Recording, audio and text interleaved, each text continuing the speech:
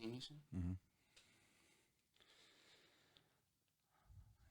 All right. Hello and welcome to episode 18 of T.I.N.T. There is no template. Welcome, everybody.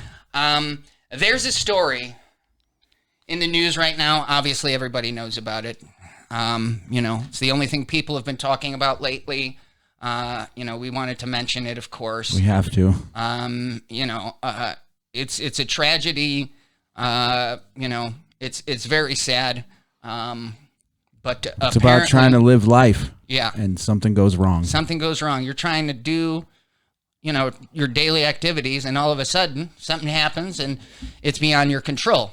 We're talking, of course, about Queen guitarist Brian May. As all of you have heard. Yeah.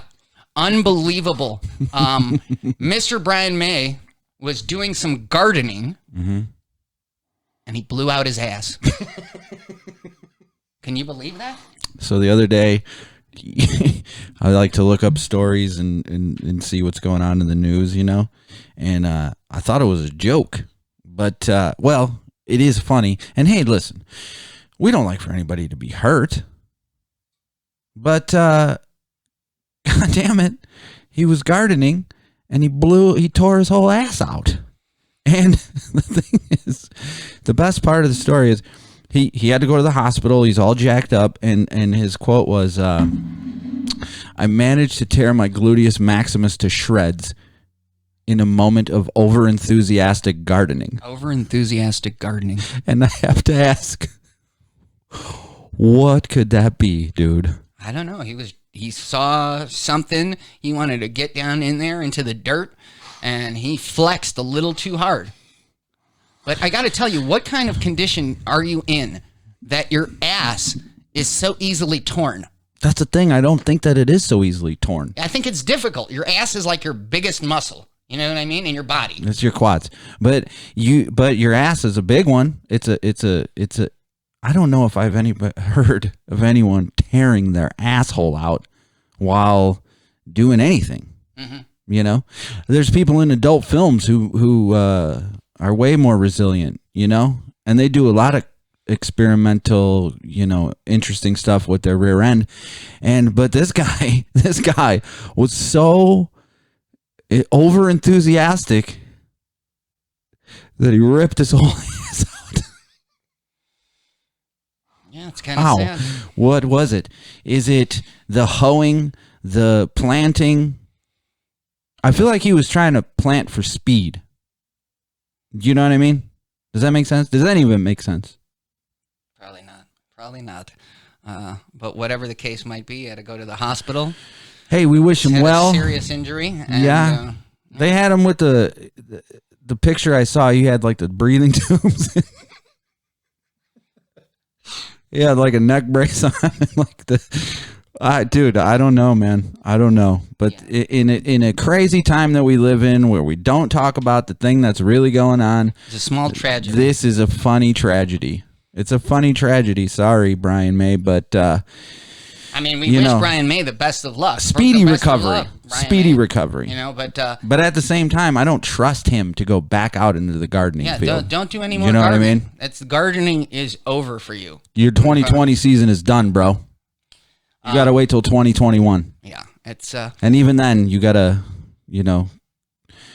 talk with your trainers, talk with your, get the medical clearance, all that stuff, because you blew your asshole out planting a few plants. The other thing I wanted to talk about was that lady who apparently wanted to cut people's hair, and she got sentenced to jail for 7 days for deciding to cut people's hair. She got arrested to start, and that's pretty crazy. That's crazy. Okay, I understand that, there's a certain situation going on right now, but the problem is there is a class of people who are millionaires and billionaires who are not suffering at all, who could live for the next, 5,000 years? You know what I mean? Without breaking a sweat. Yeah, and they have their videos where they're at home, and it's like, here I am. I'm just bored here doing this, but okay. But they're in a giant mansion, or they have acres of land, or they live on the beach. Yeah. It's like, oh, I'm really roughing it right now. I only got like 40 kinds of ice cream, like 30 kinds of steak. I can only go down to the beach and like swim for like an hour because I might get a sunburn. It really sucks. And then there's the kind of people who don't have enough money to make it probably for the next 2 weeks. You know what I mean? In about 2 weeks from the time they lose their job. What's the unemployment rate right now? 20 million? Yeah, it's going to be up to 30 million. That was an old number. It's going to go up to 30 million. We're going to be at close to 18% unemployment. That's like Great Depression numbers. Okay, and how many are fatalities from the thing? I don't even know. I stopped looking. I stopped There's caring. like about 80,000 fatalities. We have more fatalities than they have probably in the rest of the world combined. No, not really. But we have about 1/3 of the fatalities happened in the richest country in the world. The country that's supposed to have the greatest medical system in the world, right? We have the best medical system. And yet, not so much. Everybody fucking is dying. So I don't understand it. And I'm kind of disgusted by the fact that we're the country with the most deaths. There's countries like South Korea. There's countries like New Zealand that are open for business because they've contained it. With us, it's like, oh, you better get out there and be a warrior. Be a warrior and go to your job. And if you catch coronavirus and die, or if you catch and if you get sick, catch it and get sick, and you don't have health insurance, well, you're a warrior for the United States. Go out there and be a warrior. Don't worry about what's going to happen later. You know what? I had the numbers on my phone, and now I don't have them. But I want to implore people to look up the stats. Not just listen. People give enough energy to it, and I'm not saying look it up so that you can be scared or be no. Anything like that. What I'm saying is look it up to see the discrepancies in some places where there's like thousands and thousands of cases. No deaths. Yeah, look at places deaths. like India. India has what, like 10 times our population, right? And if I'm going to be honest, it's not the cleanest place. No. So, and what do they have? Like 900 deaths. Well, I mean, it's a lot more now, but that's not the point. But that was like a week or two ago. Ton less than us. There's 1 billion freaking people. Yeah, living right on top of each other. You know literally, what I mean? Literally. When they ride the train, they like literally stand on each other. They climb on the roofs. And bro, if you try to get on a train in India, you got to be a damn NFL halfback, ready to hike. And when that door opens, you just got to slam the hole. You know what I mean? Yeah. Literally, that's literally how it is. And if you're trying to get onto the train, you got to fight your way out. And they only have what, I don't know, maybe it's at 1,000 now. Who knows? But over 1 billion people. They have much less. But India is not the only place. There's like Hong Kong, dude. Hong Kong stopped it right away. This was also a couple weeks ago, just because I stopped. Yeah, no. A couple of weeks ago, they had 4 deaths. 4. Yeah. So what are they at now? 10? Mm-hmm. We have more than that, like, in a minute. In a minute, more people die. Whatever. So basically, this lady is just like, I want to have the freedom to cut hair as an adult. And if someone wants their hair cut as an adult who knows the stakes of what's going on, then I offer them the freedom to come in here and get your hair cut. That's up to you. And everybody is like, oh, well, don't be. Okay, then. Just stay home then. Yeah, if you don't want to go out, you shouldn't be forced to go out. If you do want to go out and risk it, that should be your choice too. Like if the government was coming with machine guns and they're like, go cut your hair. That would be a problem, Although I do have to say that if you do go out and you do get sick, you don't get to go to the hospital. You have to stay at home and die. It's on you. That's only fair. It's on you. I think that's only fair. Well, right? It's not like, what's the hospital? There's nothing to do. Nothing. They're going to do nothing. There's nothing to do. Do you take the risk? Yeah. Do you want to take the risk? Weigh in the factors. Are you around people like elderly people that you could expose, or is it just you? Exactly. You know, there's a lot of circumstances, and it's a complex issue. No, seriously, it's a complex issue, and it's not. There's no like simple solution. But for this lady to have been put in jail for 7 days, in jail, where probably she's close to a lot of people, who's going to be in close contact with people in a cell. That's hilarious too. So yeah. Hey, you can't be out there of your own choice. No, we're going to lock you up. We're going to cram you around other people. In a metal cage. How We'll do put we you in know a metal cage with that other they don't people. have the whatever. We're not going to think too far ahead. We're just going to lock your ass up. Yep. So for giving haircuts. Yeah.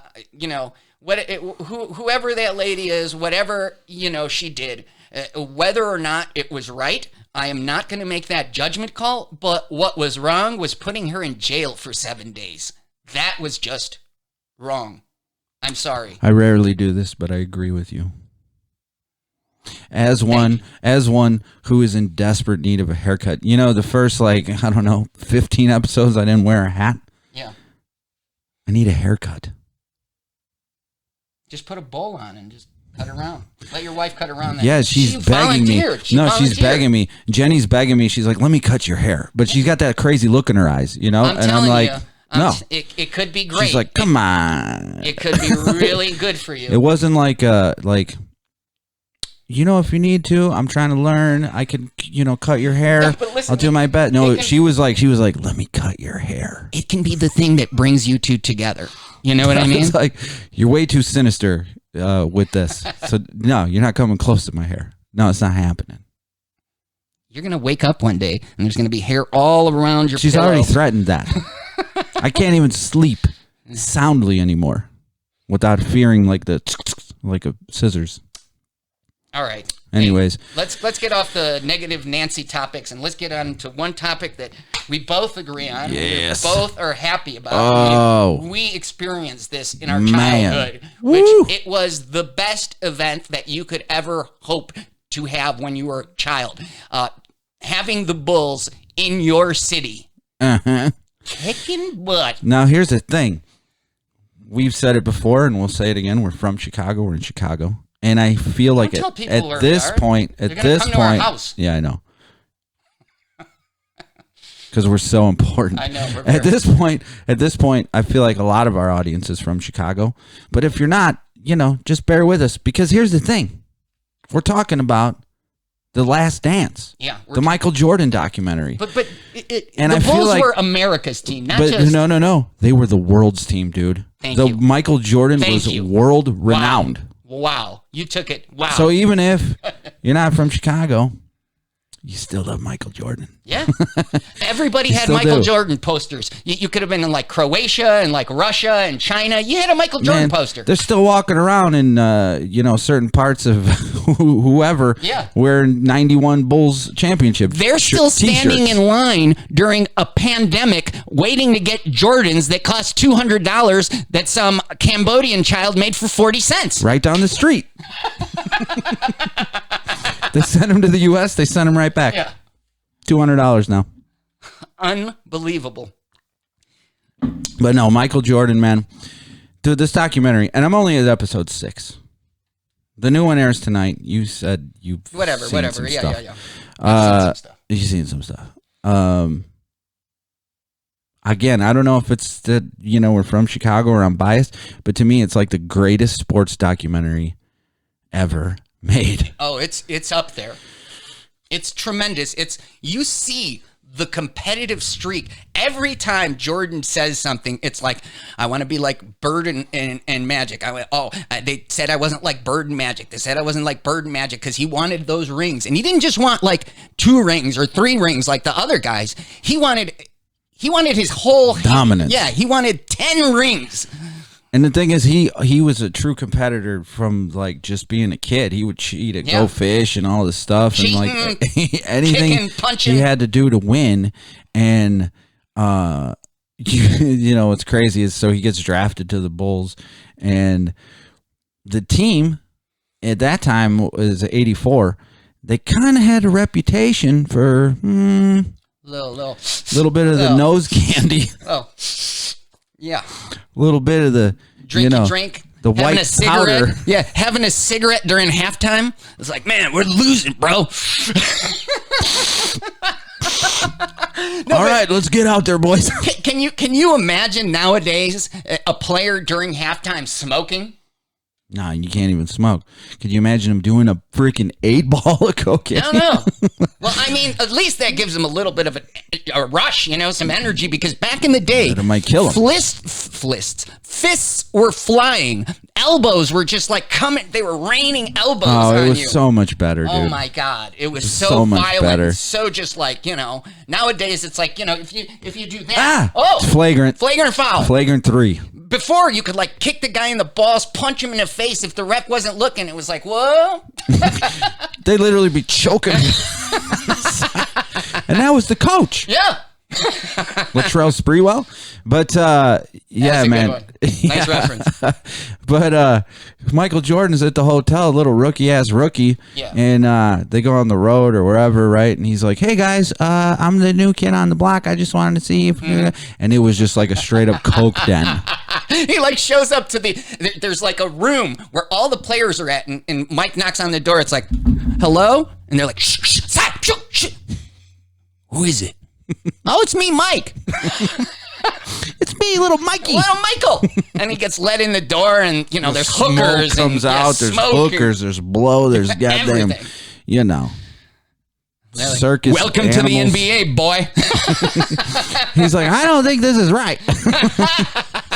This don't seem right. Yeah, this is not the basketball I signed up for. But then he, imparted his will and just started playing his ass off. And just taking games over as a rookie, dude.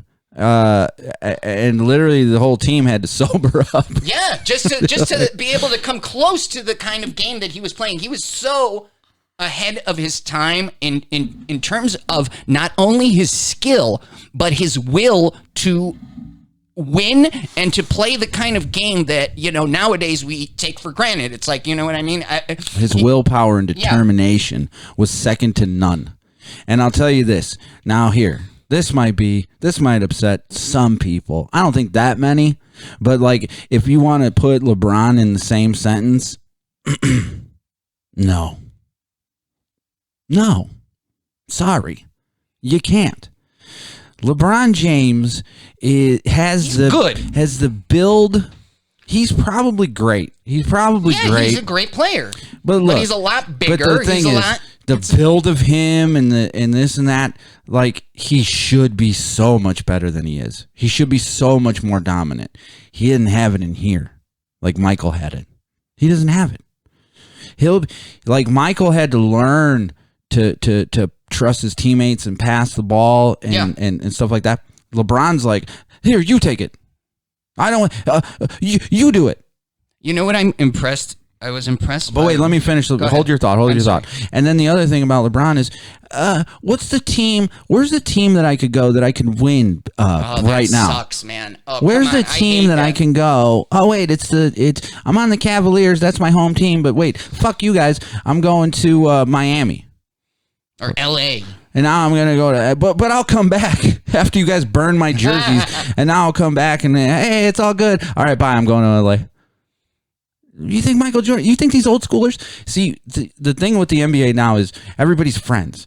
Everybody's friends, and they're all on Instagram, and they're all talking and like, hey, what goes on? Oh, not back in the day. They wanted to fight for real, and they would fight for real. They hated each other. Like,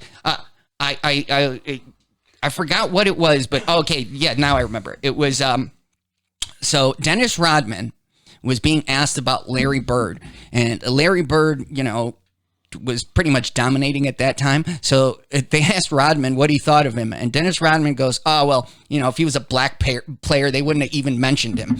And then Isaiah basically backed him up on that. And then the next game, Larry Bird comes out and just freaking owns Dennis Rodman. He steals the ball from Dennis Rodman. He scores on Dennis Rodman. He's telling Dennis Rodman how many points he's scoring on him as he's scoring. There was bad blood. Yeah, there was bad blood between people. That made people. the game so much better, dude. So much better. People would get pissed off. throw an elbow, like you said, push somebody into the stands, talking shit, and then you come out and do your best. Look at when we played the damn Pistons with where you were talking about was Rodman was on the Pistons before us. You know, they beat the crap out of us. Physically assaulted. Yeah. And then they had the Jordan rules, and then like if Jordan took it to the hole, they were going to smash him down. Smash him down at all costs. Exactly. And that's what got Jordan into the weight room. Mm-hmm. And then the that was next a great year, thing because he should have been in the weight room from the beginning, but he thought it would affect his game. However, but they didn't really do it like that back then, though. Too. But you have to listen. The trainer, the personal trainer he got, was phenomenal. He pushed Michael just enough to get him to the best condition of his life. You think they were taking roids? I don't think so, because if they were taking steroids, they wouldn't have been as flexible and as, you know what I mean? To tighten you up? Yeah. So I don't think he didn't need the steroids. He had the natural ability. He had the natural ability, yeah. Dude, I've said this for years. There should be a Michael Jordan channel. I'd watch it. I'd watch it. It starts with, well, we could maybe college, but at least from day one from the Bulls, and it ends from the last Bulls championship. Yeah, and it just goes on. None of the Wizards games. Please. Nah, that never happened. That never happened because. But I will never forget those seasons. Like, you know, being in Chicago when the Bulls were on a roll, it was like you just knew it. It was destiny. It was like there was nobody who was going to stop them, even though, you know, there were like just nail biting, you know, games that you thought, oh, they're so close, they're never going to make it. You knew at the end, Jordan's going to pull something out of his butt. He's going to fly through the air, do some kind of fadeaway shot with 1 second left and win the game. You just knew it was going to happen. Every time, you know, when they were down, when, you know, like Reggie Miller was scoring threes left and right and we lost a few games, you knew in the end who was going to come out on top. After the first championship, that was a little like, oh, we don't know. That's kind of scary. After that one, and then the 91-92 season, it was over. You knew they were taking over. No, I it was done. I agree. And you had old ass Bill Cartwright on that team, man. Was Bill Cartwright ever a young man? Never. He was never a young man. Because they show him and B.J. Armstrong was always young and never still is. He's never going to be an old man. Bill Cartwright was never a young man. They show him sitting at the table. He's talking. He's like, "Oh, I remember when we were there." And then they show him in the game. He looks the same. Same age. But hey, 20 years ago. Can I bring this up? You remember that sketch on Saturday Night Live where they're talking about the Bulls and it's like, the Bulls, and it's like, three-peat, and they're like, how much do you think they're gonna do? And the one guy's like, minimum 8-peat. Minimum 8-peat. 8-peat. We're going. And to everybody laughed. Yeah, everybody laughed. 8-peat. Ha ha ha ha. It did sound insane. It still sounds insane. However, it could have happened. Had never. And I'll put quotes on this, retired. You know he was banned because of his gambling and the hitmen that came to get his father. And you know that's, you know, when he says, oh, that's all not true. Well, what else is he going to say? Michael Jordan's production company. It's all true. But Michael Jordan's production company is involved in this documentary. So maybe he has a little influence, you think?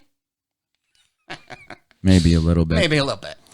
So basically, they won 6, and then there was those 2 years in between where the Houston Rockets won, where if nothing had disrupted the flow of anything, minimum 8. They would have won. They would have won minimum 8 in a row. You know what's crazy about this thing, too, to me? Is that Krause and backed by Reinsdorf was like, we don't care how many games you win. We don't care if you win 82 games and you win the championship. It's over. It's done. We're rebuilding. What? That was the dumbest move ever. But here's can I tell you the craziest thing I've ever heard. Can I tell you their reasoning right here? Their reasoning was this. So if they were to play another year, they would have had to renegotiate with Phil. I can't think of his name now. Jackson, with Phil Jackson. They would have had to renegotiate a contract, which means he probably would have asked for like $10 million for like 1 year. They would have had to like renegotiate with Pippen, right? Who allowed them to basically bamboozle him? Yeah, he was for so $2 million. underpaid. He was being paid $2 million. Top 5 player in the league. Yeah. It's crazy. Everyone, all kinds of scrubs are making more than him, and he's going out there and killing it. And yeah, eventually it kind of got to him. But it was a pure business decision. It was a pure money decision. They could have won one more championship, but instead of doing that, they said to themselves, we're not going to pay that kind of money. They could have given a gift to the world to see the Bulls one more time. But it's basically, to me, it's like, you got to ride that bitch till the wheels fall off. Damn right. Especially with that kind of team. But at least they went out on top. They went out on That's the one thing. top. That's the one thing. Yeah.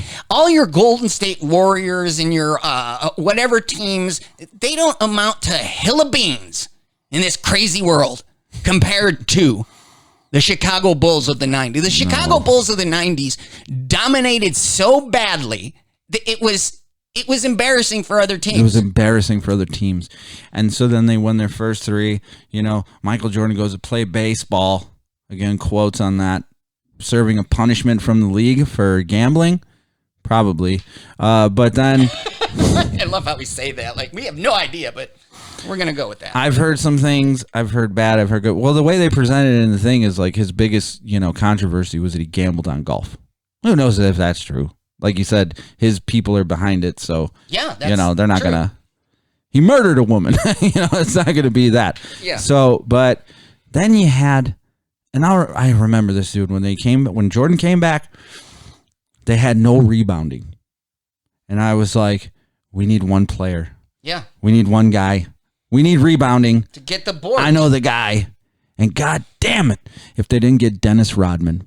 And let me say this, Dennis Rodman had some issues and probably still does. Dennis Rodman almost killed himself.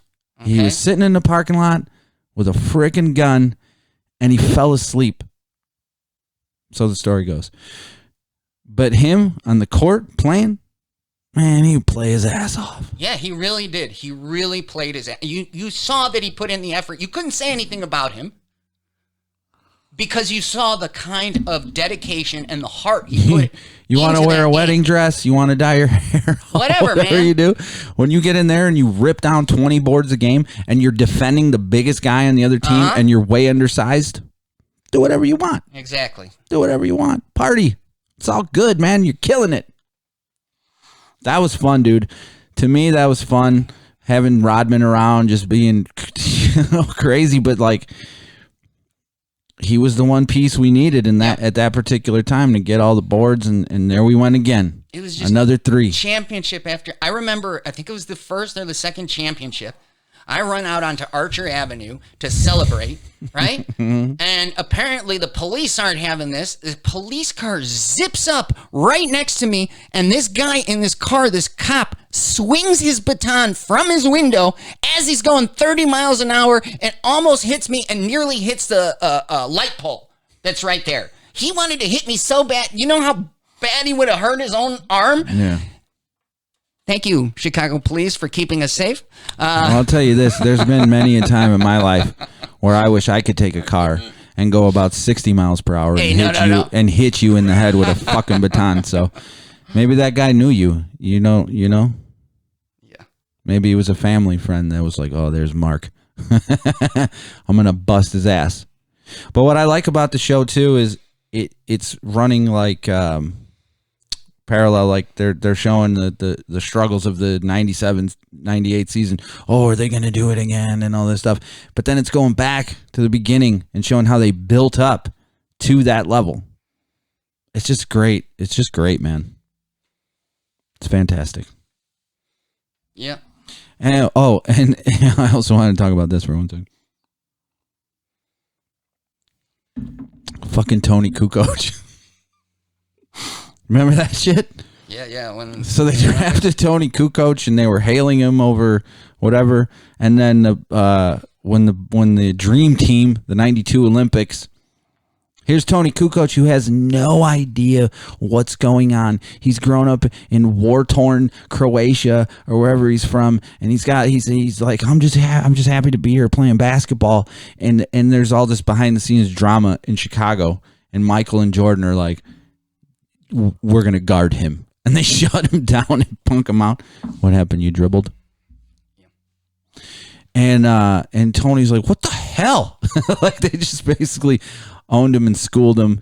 And then when they played again and he was ready to go, they, brought their A game. He scored 16. Of course, the team got blown out, but Tony showed some mettle, some toughness.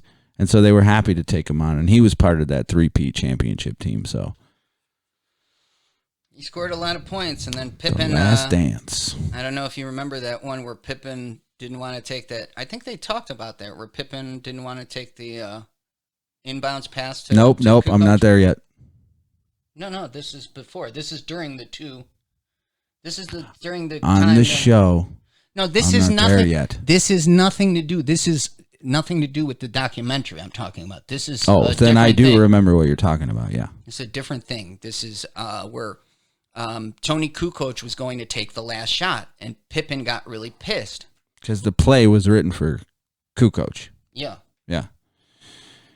You know what's weird, too, is looking at the triangle offense. Did you see that? How everybody was just, like, running and freaking zigzagging, but always in a triangle and always ready to, like, do some, Always had a scoring opportunity, but it wasn't always the one. Like, so when Doug Collins was running the show, it was like, Michael's getting the ball. It was like that one thing where the best player always has to have the ball. But that didn't lead to championships. No, because eventually you're going to have people double teaming you all the time. Of course. And you're never going to be able to find a totally open shot unless you decide to double team Michael, and then Michael thinks and actually passes it to the guy that's not being covered, and you get a Paxson, and you get a Kerr, and you get a Tony Kukoc who can shoot from the outside, 3 after 3 after 3, and Any that's open how shot. you win championships. Yeah, it's really, you can have the greatest superstar in the world, and that was the criticism of Jordan. Oh, he just wins scoring titles. Until he trusted his team through Phil Jackson. Now the team's coming, and now we're winning championships, and now there's no question. And I'll say this, as far as Kobe Bryant goes, I think that he was the closest to Michael. In all honesty, LeBron, sorry, bro. No, but that's what I wanted to say. You just don't do it. Kobe was close. But I wanted to say that before I forget. That was the one thing that impressed me about Kobe Bryant when they kept asking him who would win a one-on-one between you and Michael Jordan. And Kobe said point blank, he's like, without Michael Jordan, there would be no Kobe Bryant. So to ask that question is basically useless. I play basketball because I watched Michael Jordan and wanted to emulate him. I owe my career basically to Michael Jordan because he put that kind of drive into me to be the best player. And Kobe Bryant, as much as I disliked him, I hated him. He was an amazing player. You got to give him that respect, because what he had that Jordan had that LeBron, doesn't, was that killer instinct. He was that killer instinct. That killer instinct and loyalty. Loyalty and killer instinct. Give me the ball, and I'm going to kill you with this ball. Where LeBron's like, But the thing is, he just wasn't as good.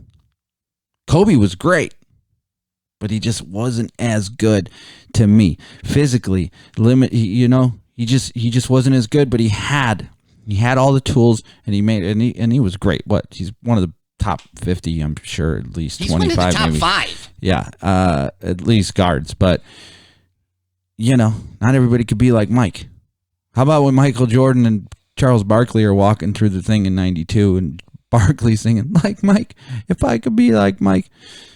Damn, there was one thing about this thing. Here's the one. Remember when they tried to get political with Michael? Oh yeah, with that candidate, yeah, and he was trying. They were like, "Oh, he needs to step up and make a statement here to support the guy." I will say the guy on the other side was pretty much a scumbag, though. You know what I mean? But why does that have to do with Michael Jordan? Why does Michael Jordan have to?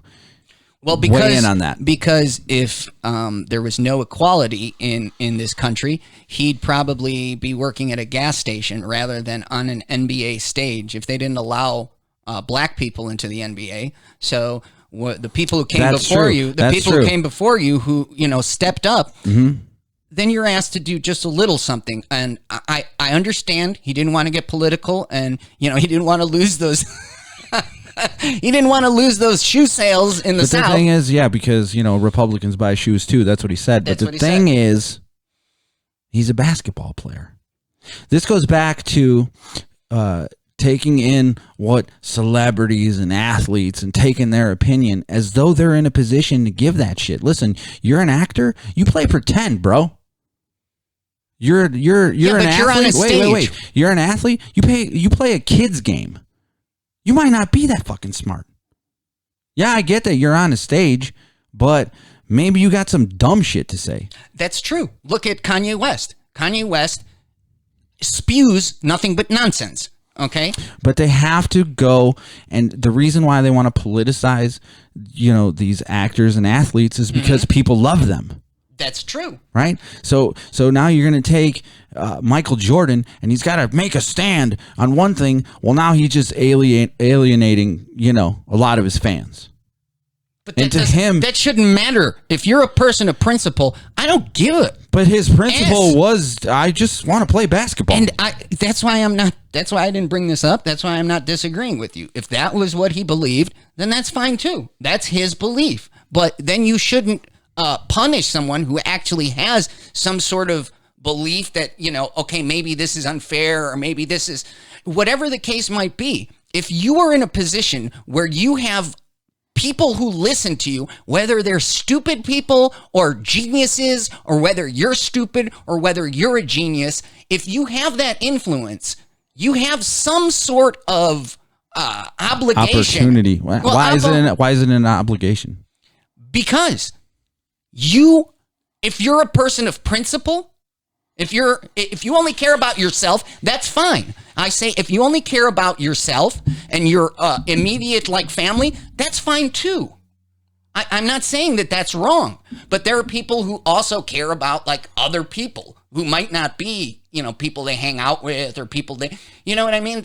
There could be a person who's wealthy who actually cares about the poor and donates their money to the poor in a significant way. I'm not talking about somebody who donates $1 million and they're a billionaire and it's wow, he donated $1 million. He doesn't even notice that. And none of the money even goes where it's supposed to. No, it goes to the CEOs of those of Red Cross, PETA. Hey, Bono, you're a piece of shit. Yeah, Bono, unfortunately, is a piece of dog poop. Dog poop. But what I'm saying is that these people don't have an obligation. Well, I see it differently, but I understand what you're saying. It's like if I'm really good at,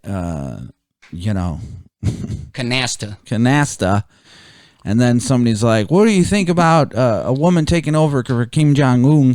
I'm going to be like, I just want to play canasta.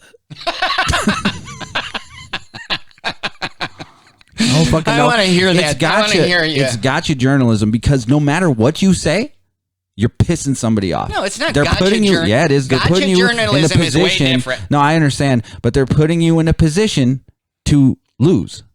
You half win and you half lose. You can say I have no comment. I don't care. I'm out. There you go. You can say I don't care. You can say I have no comment. And that's what Michael Jordan did, and I got a lot of respect for that. Well, I think that a lot of people felt that he let them down.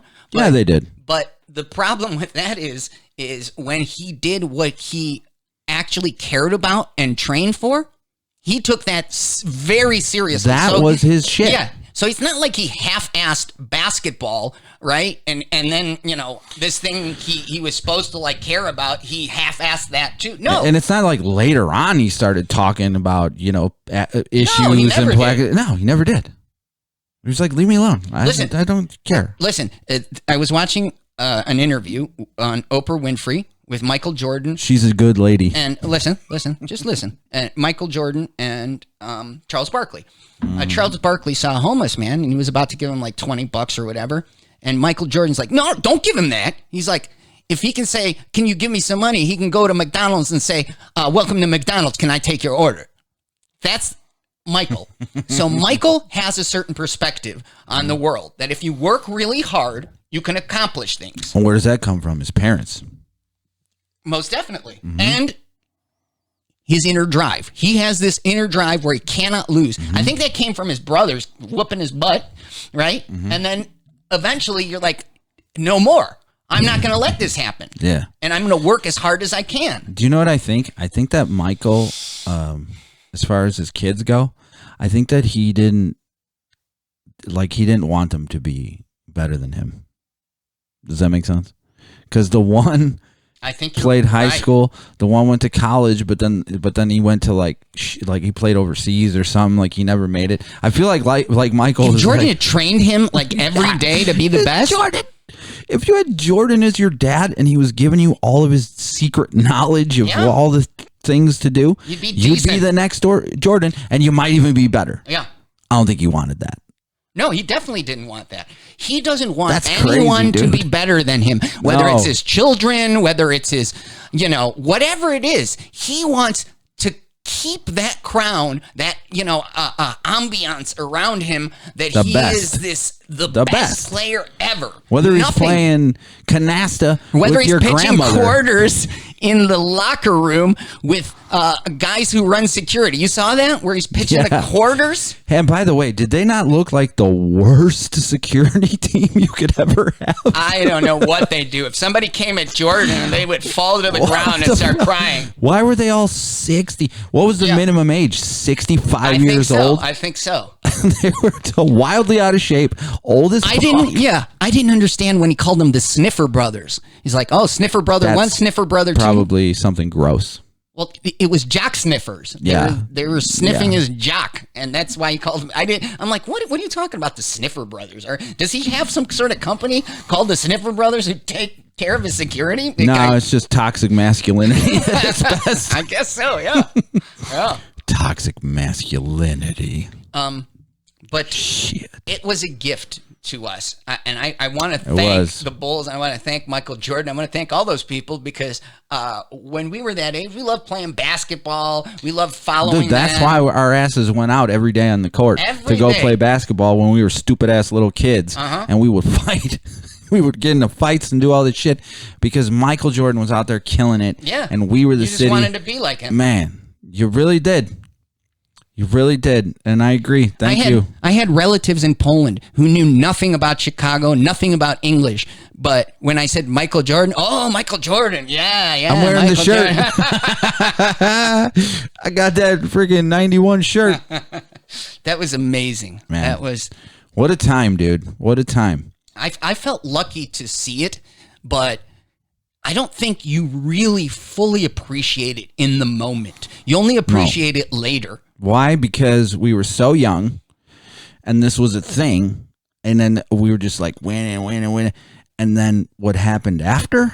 Yeah. No. But they were going to rebuild the team, remember? Remember how they were going to rebuild a great team? Yeah, and they brought in their buddy Tim Floyd. Oh, my. Remember when we got those two picks? Remember when we got those Tyson Chandler and Eddie friggin' whatever, Cruz. like high school kids. They were going to be the best, and then they had Jamal Crawford, and I would love that kid, and they're like, "Yep, we're trading him." What are you guys doing? And then they got Derrick Rose, of course, and Derrick Rose. Every other year, he'd blow it out a knee or an ankle or an arm or his ass. That happened, but say what you will. Those first few seasons, that motherfucker tore it up, dude. He tore it up. He could have been great.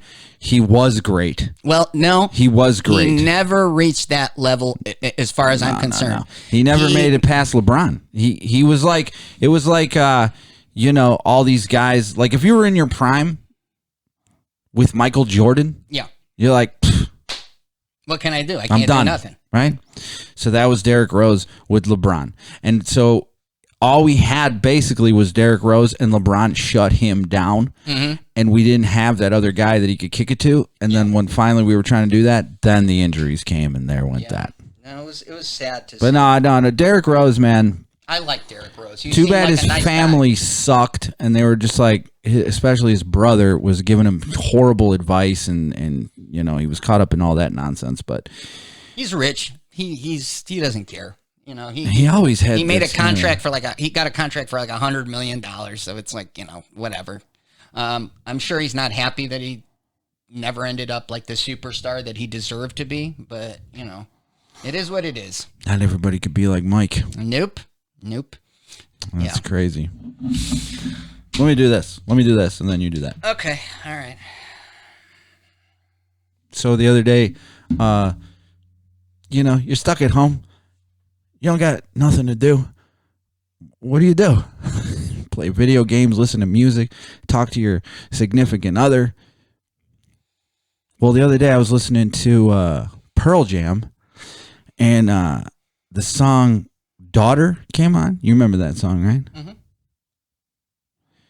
And I gotta say, first of all, I never hated that song or liked that song. It was just a song. And the Pearl Jam to me is like a really weird band because like I like the album 10 except for those 3 songs that I don't ever want to hear those songs again. That's Even Flow, Alive, and Jeremy.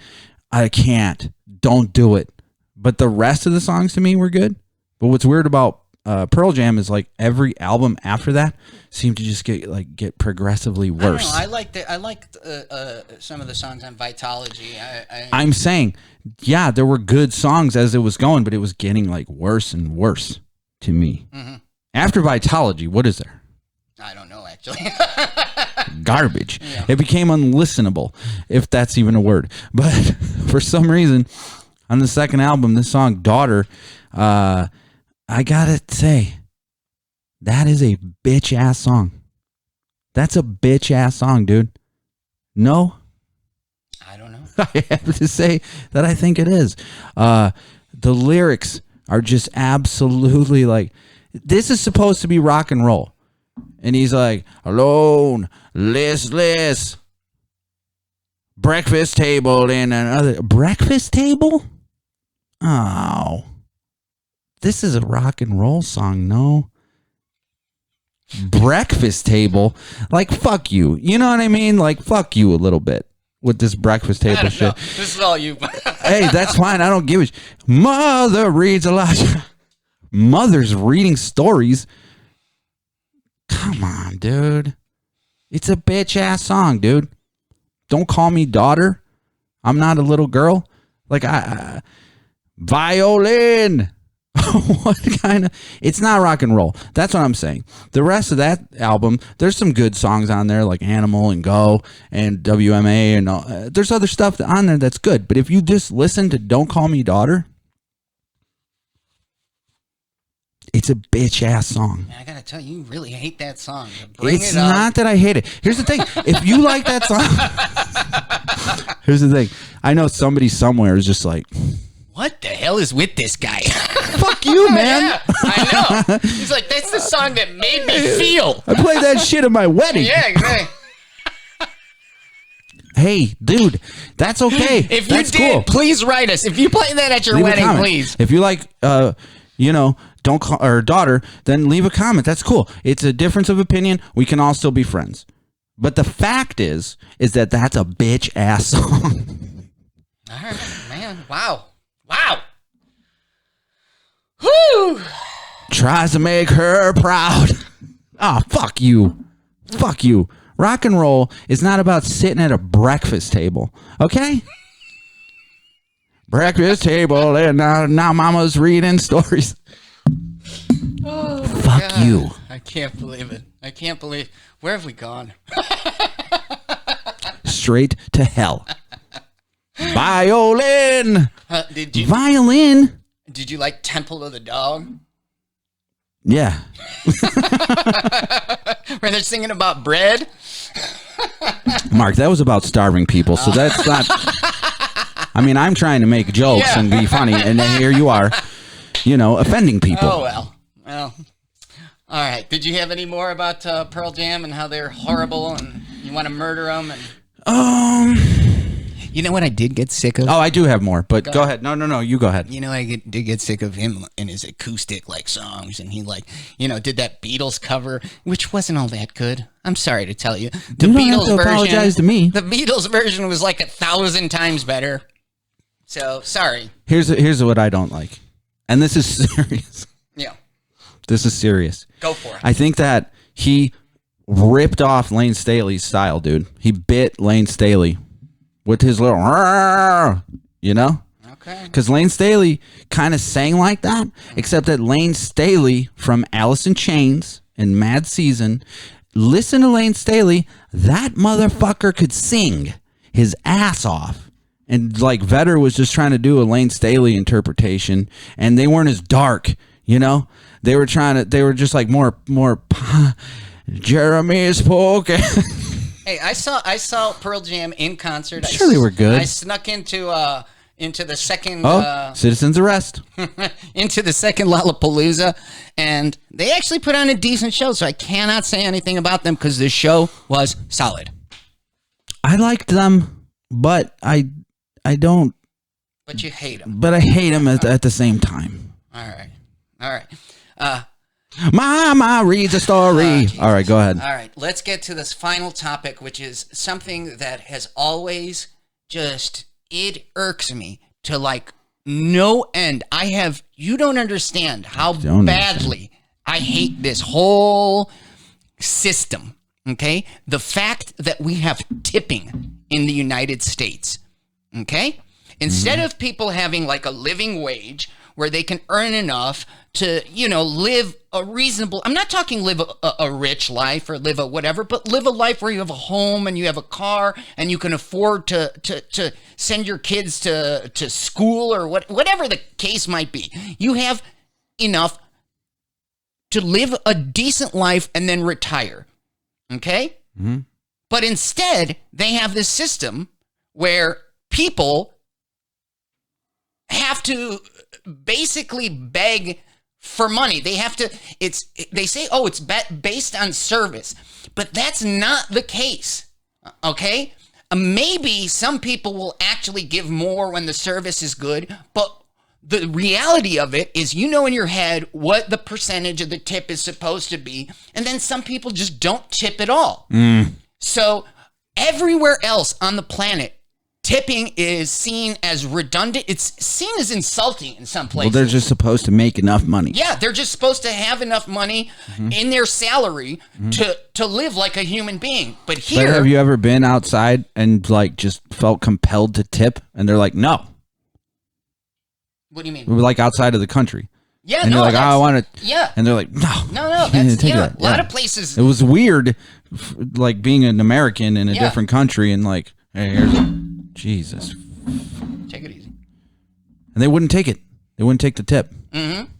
No, that's how it is in most of the world. In most of the world, people make enough money. I think it's in Denmark or in Holland, McDonald's workers make $22 an hour.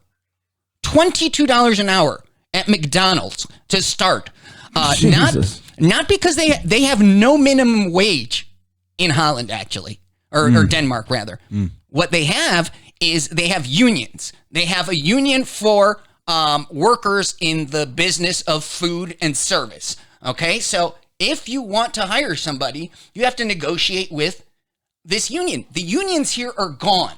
Okay, the unions here were torn apart. Okay, that whole right to work law, basically where you can be part of the union, but you don't have to pay union dues, which means that the union doesn't have any money. So here's what it was. It was the super rich, super evil people, the people own monopolies and their and their private detectives. What was that called? The private detectives.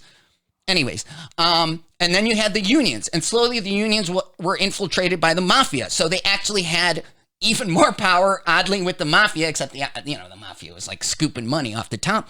But there was sort of balance there in the 50s. A man could go to work.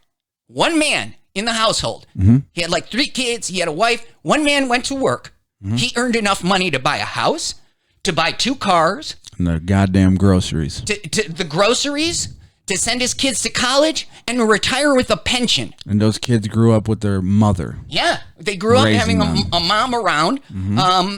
She could work later if she wanted to, but she could be there during the time that they were, little kids because the husband was earning enough. Now you have both parents working. Both parents are working and they're not able to make enough money. And you have a mother who might be working at a restaurant where she is reliant on the tips, on the generosity of strangers. This is the society that is so screwed up. This is why we have all these deaths. This is why we don't have health care. This is why we have the system that we do, because people, like you said, won't stand up. People just accept it. Like, the news. The news is pure garbage. And people just sit back and whatever. I accept this. The news literally lies to you all the time. All the time. All the time. They're conning you. All the time. And people just don't care. I don't get it. I don't get it, really. At least, they're so turn passive. it off or do something. I understand just take it. That if you have a job you have to bust your butt at to make just a little bit of money, when you get home, you just want to relax. You don't care about the political situation. You don't care about the environment. You don't care about all these things. You work hard. There's nothing wrong with that. But this is a system that was established. They know what they're doing. You think the people at the top who have access to all the best psychologists, to all the best sociologists, to all the best military think, to all the best military, brainwashing technology, you think those people don't utilize this? If you think that, then you are as brain dead as as any if you idiot think who that, accepts this. Then you need to start looking into that. Yes, this is a real thing. This really happens. There's a reason we have the most deaths on the face of the earth. There is a reason we don't have health care for everyone.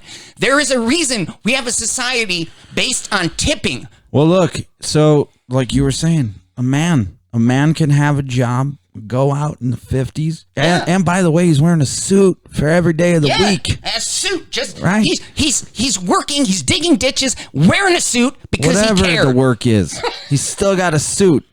And the mom's out there raising a home, and at some point it shifted. And it just wasn't enough money. So now mom and dad both have to go to work. And now the kids are left at home. Now you're splitting the family.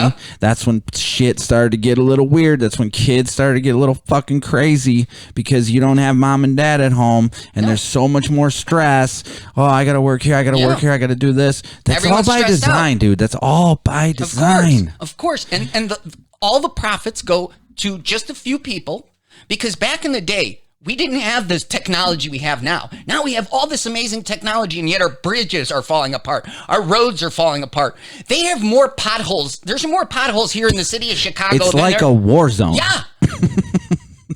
There's other countries that have less money, have less gross domestic product, and yet they take care of their roads. Smooth driving. Here, all the profits get sucked up by a few people who live in mansions and who don't give an F about you. They don't care about you. And the I'll tell you Republicans don't care about you. The Democrats don't care about you. They're all on the same team. There's no reason to even call them Republicans or Democrats. No. They're the same fucking team. Okay? They don't care. Now, when you talk about the mafia running shit, hey, that's when shit was kind of good. Yeah, oddly enough, it was kind of good. Hollywood. Hey, listen. Yeah, some people, died and got killed.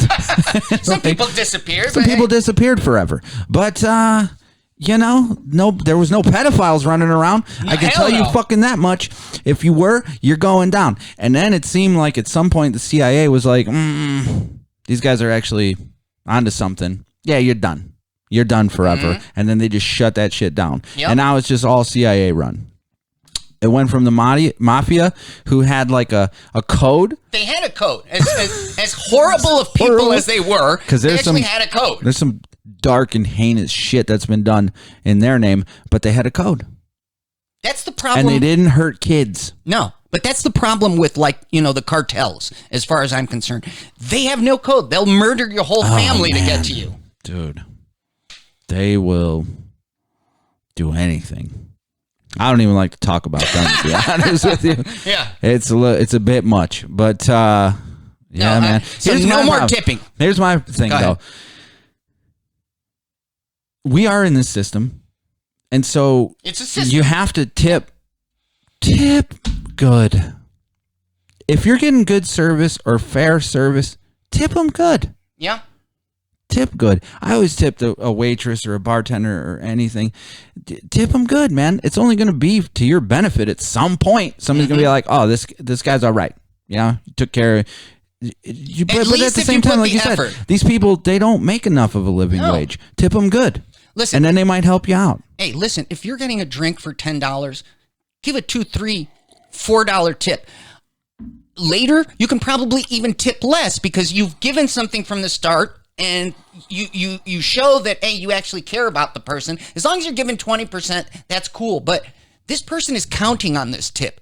You know, I know that, you know, people I've worked with, when, you know, they get a check, somebody gets a check for like $100 and then leaves a $50 tip. That means something to the person. Yeah, you know what I mean? Of course. That's a big deal. Then when your ass goes back there, they're going to help you out. Yeah. They're going to take care of you. Here's my problem. I don't know exactly who to tip or not tip. You know what I mean? Like, I know who to tip. Sometimes you don't know who to tip. No, but I don't know all the time who to tip. I understand. Right? So, like, you told me the one time these guys came and they brought, you know, my mother-in-law was kind enough to buy me and my wife for our anniversary present a new mattress and a bed frame and all that shit. And so the guys brought it in, and halfway through this, I'm like, do I tip these guys? And then I